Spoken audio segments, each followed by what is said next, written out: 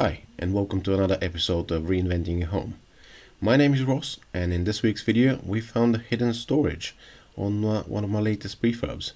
So join me in the next 20 minutes to see how we made those couple of panel doors with a frame so we can actually utilize the space a bit better.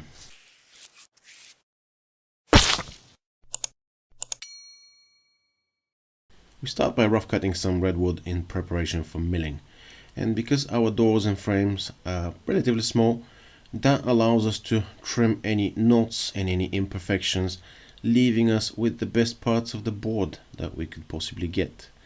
So for that process here, we're cutting the pieces a little bit oversized. Once everything's milled to size, we'll get back to the mark or so and square everything and cut it to size. But at the moment, we're just cutting everything a little bit oversized, and after that we're going straight onto the jointer. So the first thing we do here is we'll get one face flat and one edge straight. We do that with all of our boards. Mind you, we're making everything from that redwood, including the door frame, the door stops and the architraves. So there's quite a bit of planing that needs to be done before we actually start making any joinery. The next step is we're going on the thicknesser. So we're running all of the boards on the thicknesser, getting them paralleled and planing to their final thickness. Then once we have that process completed, we can go on the table saw and do all of our rip cuts. As I've mentioned earlier, we're making everything on that unit from those boards, so we're gonna have very little waste. So the first thing is we cut the big panels for our door frame.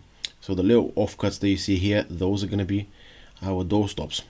So very little waste on these things, as we have the 4 pieces for the frame. And the next step will be to use those offcuts to create our door stop.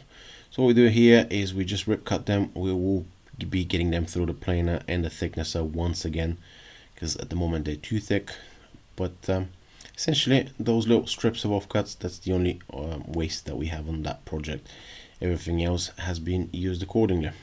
And then once this is done, we can go ahead and cut our stiles and rails for the doors. As you can see here, from one individual board we can get 2 pieces.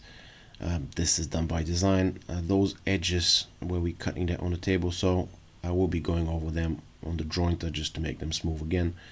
But that way it's just easier for me instead of planing them individual one by one. So this is exactly what I'm doing here.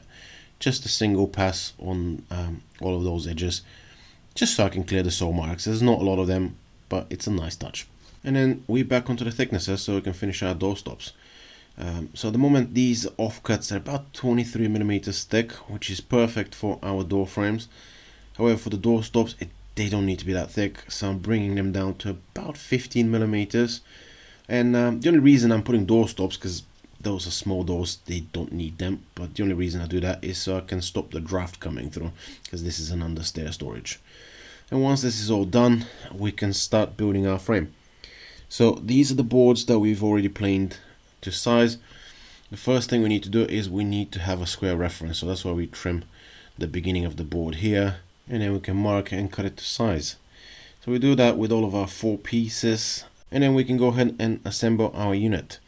Normally when we're building door frames we will put a rebate on the joint, and that's more to do with the spacing, so we can make sure that our doors fit within the frame, because we have standard sized doors. However, in this case these are small cabinet sized doors. Also we make them to measure, so it really doesn't matter, so we don't bother with that. We can just have a butt joint. One thing I want to do before I assemble the frame is, as you saw me with the combination square, I just mark the position of the door stop before I assemble the unit.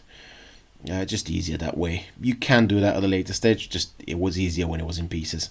And then in here we just assemble the unit. It's a simple thing, just popping it with a couple of brad nails, and then I will come back with a couple of screws on the joint and just screw it together. As I said to you, this is going within a frame already, so you don't need it to be that strong. Also the doors are pretty light, so it won't be carrying that much weight anyway. But the funny thing about this storage is that as we were stripping the wallpaper in preparation for plastering the walls in this lounge, we found this hatch, and it already has a frame. So at some point it did have doors. So this is storage under the stairs. It's a bit of an access hatch in case you need to do any repairs on the staircase. For some reason, someone decided to block it off. I have no idea why. There was nothing behind it. I was very hopeful that we'd find some treasure, but sadly, there was no treasure. It was just dust behind it. Anyways, back on building the frame. So as we have the frame ready, the only thing here left to do is we put the door stops. So we put a bead of wood glue, and then we just pin it with brad nails. And the reason we do that is because if we don't use any glue, once we paint the door frame, that door stop could move a little bit, hence you can crack the paint in that internal corner. It's not the end of the world, you can fix it at a later stage. However, it's easier if you just avoid it completely by just putting a little bit of glue now, making sure that door stop is part of the frame and it's not going to be moving. Again, nothing structural, but it's just a nice little touch. And at this stage, our door frame is almost ready, and we can actually get the measurements and start making the doors. So what I'm doing here is cutting the grooves by doing something incredibly sketchy. So I can't stress this enough. Please do not do this yourself. I'm very, very dumb, and I'm also very, very expendable. So don't do this. Even I was thinking like I need to get a router table and stop doing these sketchy things. However, the reason I was doing it is because those pieces are relatively small, and I would have struggled to use the router as intended because I couldn't really clamp them and run the router on top of them. Anyways, I got the grooves done, and I still got all of my 10 fingers, surprisingly. The next step is to cut the stiles and rails to size. So we do the same thing as with the frame. We do a cut first so we can make sure that our pieces are square, then we cut them to size. After that, we can cut the tenons. So I have this second table so that I usually keep set up as a tenon cutting saw. Don't know if that's a thing, but anyways, you saw me what I did there. I just cut it. I set it up so I can cut it slightly fat, and then I will go over, do a couple of passes with the router plane, and that way I can make sure that my joints are fitting just perfectly. Then once all of the joints are cut, we can go ahead and cut the panels. So these are slightly smaller panels, you can see here. We're just using 6mm MDF. There's no need to go anything more than that. As I said, like, those are cabinet style doors, and I've spoken before on previous videos, when we gluing solid wood frame with the MDF middle panel, we're only gluing up the joints here. We do not want to glue the middle panel. You're not supposed to be doing that. The panel is supposed to be free floating, so that would allow the frame to expand and contract with a change of humidity uninterrupted. And we put it on the clamps, and then we leave it for, usually it says about an hour it'll be ready. However, I live in the UK and it was pretty cold, so I'll leave it overnight. That's why I was rushing to get the doors on the clamps, so I can work, in the meantime I can work on the architrave. And this is exactly what we're doing here. And we're using a board that's slightly thinner as intended, because we don't need a thicker architrave. And that way we can save ourselves a bit of time on the planing. So the first thing we do here is we get one edge straight, one face flat. Then we go onto the thicknesser, and then we do a couple of passes so we make sure that the other side has been planed to size and it's perfectly parallel. And then once this is done, we go onto the table saw, and then we do a rip cut so we can make sure that both of our edges are parallel, because at the moment, as you can see here, they're not. Then back onto the jointer to plane that edge to get rid of the saw marks, and then after that we can start creating that decorative molding. So I'm using a vintage molding plane here, and because this architrave is going to be a bit small, and I can't really clamp it as a, if I rip cut it now, I can't really clamp it. My idea here was I would use both sides of the board. So as you can see here, I've clamped it here. I would plane one side, create that decorative molding, then I would flip the board, clamp it on the other side, and then do the other side, so I can get two pieces out of that board. However, I would spare you the second part of that because it's exactly the same. As you can see here, I've had it done, and then what I needed to do here is just run it on the table saw so I can cut it. And that little bit in the middle, that's a little bit of waste, but you can get by not making any waste completely. Then after that, I did a couple of finishing touches with the block plane. I wanted to shrink it slightly because the doors are small, and I wanted the architrave to be somewhat proportional to the doors, if that makes sense. It did in my head. I don't know if I hope that makes sense as I'm saying it. And then once I was satisfied with the size of the architrave, all I had to do was cut a couple of miter joints, stick them together with CA glue, and then I can pin it onto the door frame. As you can see here, this is how it looks. And then the next step is just pinning it onto the door frame. Now this is something that could definitely be done on site. However, due to the low position of the hatch, I really didn't want to do that, so I chose instead to do it in the workshop. The next thing is we're going with a nail punch, making sure all of our nails are sunk beneath the surface of the architrave, and that's it. We're done with this. Then we come back the next day. The doors are off the clamps, nice and ready, so we can start preparing them and hang them onto the frame. The first thing we do here is, whenever our joints are not aligning perfectly, which is a common thing, especially when you're making doors by hand, we just go over with a plane. I like my number 4 smoothing plane for that reason. Block plane does just as good of a job. And then after that we do some sanding. So I keep one sander with an 80 grit sandpaper because it just takes enough material, but it's not too aggressive.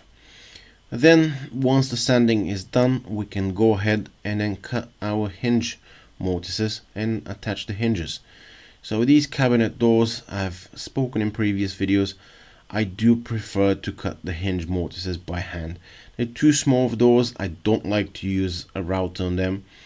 Whenever I'm hanging internal doors, I do use my little 1/4 inch router to cut the mortises. It is a wonderful tool. However, on cabinet doors, I do prefer to do them by hand. I don't feel comfortable with that thin door and a router that spins at 20,000 RPM.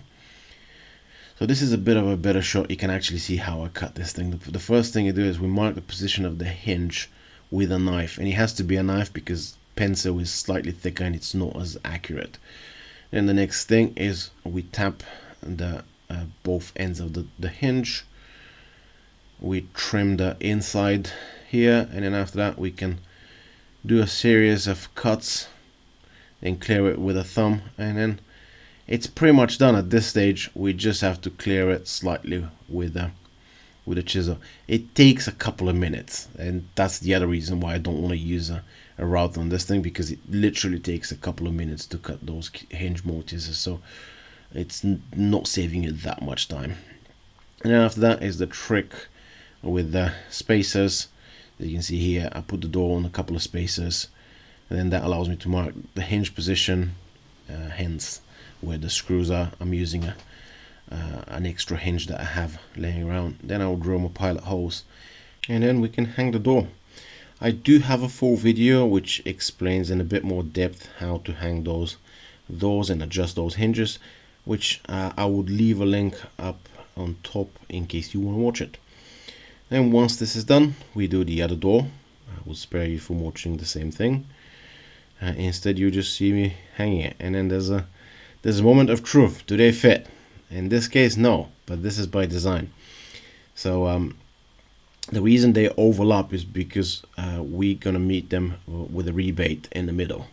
So as you can see, I've closed the doors here, and then that allows me to mark the position of our rebate. And this is exactly what I'm doing here. I've got my 1/4 inch router set up here, and we have to cut a rebate on both doors, one on the inside, one on the outside.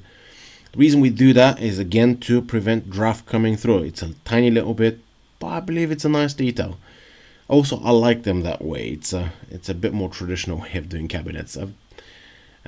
Then the next thing I do is I would put a decorative bead on both edges, inside and out. The one on the inside nobody's gonna see, but it takes a couple of extra minutes, so I wouldn't try and save those. The reason we do that decorative bead is because it creates the optical illusion that the doors meet in the middle, which because of the rebates they don't. So that decorative bead creates that optical illusion that they do meet in the middle. Also, it looks nice and it gives me an excuse to pull my vintage woodworking tools. Then we can go ahead and put the doors back on, and now this time we can actually test if they fit properly. So the moment of truth comes here. We put both the doors back on the hinges.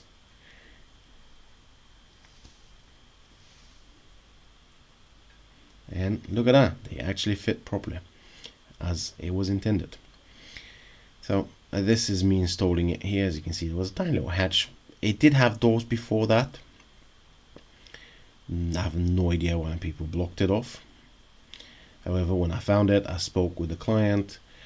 I gave her the option of blocking it off again completely, or the other option was building those doors so she can have a bit of a useful space for storage. She chose the latter, and I do believe that was the right choice, because I've never ever seen someone who says they have too much storage in their home. And given that I renovate homes for living, I'm a bit of an expert on that, even if that being a self-proclaimed one. But anyways, as we're getting towards the end of this video, I would usually tell you what the cost of this project was. And in this case, I've decided not to charge my customer. I thought it was a nice thing to do. So most of my business is from repeat customers and recommendations. And this is a particular customer that I've done several jobs for. So over the years, I've had thousands and thousands of pounds worth of revenue coming from them. So I thought it would be a nice thing to do something for them. This only took me a day to build, so I didn't think it was that big of a deal. Especially I was already refurbishing the lounge and another room in the house. So in this instance, the cost of this project is £0. However, I would still appreciate if you leave me a comment. In this case, you can tell me whether I'm being an idiot or whether you think this is a nice thing to every once in a while do something nice for your customers. Keep in mind, I don't do that for all of my customers, only for the nice ones, but I'm fortunate enough that most of them are nice, so every once in a while I do stuff like that. But I would appreciate if you leave me a comment. Thank you for watching to the end, and I will see you on the next one.